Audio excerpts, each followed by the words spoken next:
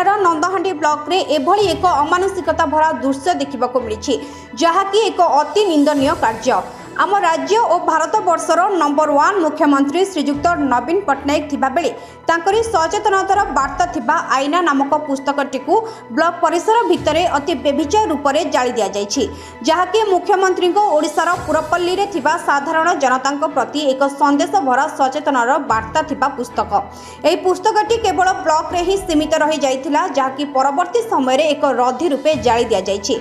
जदि मुख्यमंत्री को वार्ता साधारण जनता न पाई एभली जला जाए तेबे लोके सरकार को उन्नतिमूलक कार्य और सचेतनता किभली पाइबे? कौन सरकार को प्रयास और राजस्व धन एभली अनर्थरे जीव? यह एक प्रश्न सृष्टि करिछि साधारण जनता मनरे। एही विषय नंदहांडी गोष्ठी उन्नयन अधिकारी श्री नीलांबर सुना साफ साफ उत्तर देइथिले कि मु जानिनी कि मो पीरियड रे हेनी, ए विषय जहाँ करिबार अछि कर, किंतु एही पुस्तकटी एही किछि दिन तले अधा निया लगाई छड़ा जाइछि दुई कांथ मझिरे और नंदहांडी ब्लॉक परिसर भितरे शह शह पुस्तक को जाली दिया जाइछि श्रीजुक्त नवीन पट्टनायक फटोचित्र रहिथिबा आईना पुस्तकटी।